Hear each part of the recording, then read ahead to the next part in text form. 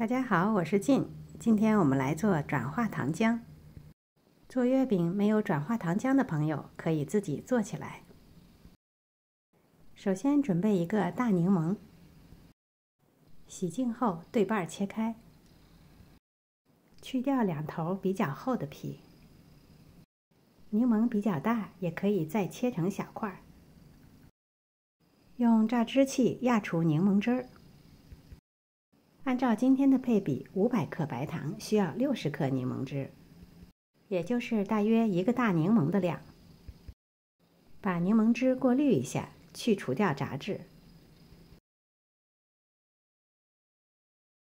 准备一个比较厚底儿的锅，加入500克白糖，250克水，开火放锅。搅拌一下，混合糖和水。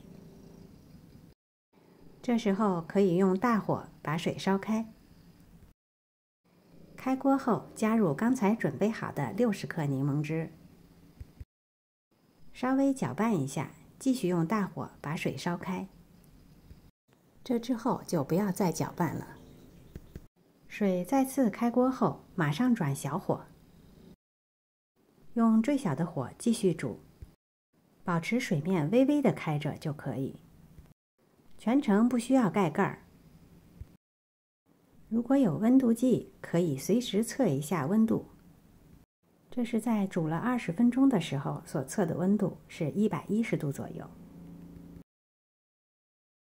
最终我们需要的温度是115到116度之间，这样才能完成糖的转化。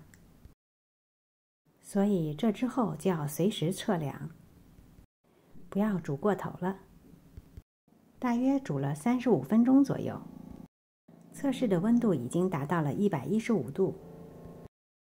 这时候马上关火，火的余温还可以使温度上升一点点。所以要想做好转化糖浆，不要单看时间，也不要单看颜色。用温度控制是最准确的，颜色的深浅对做月饼没有多大的影响。最后的成品是类似这样，像蜂蜜一样，比较的粘稠。放凉后就可以装罐了。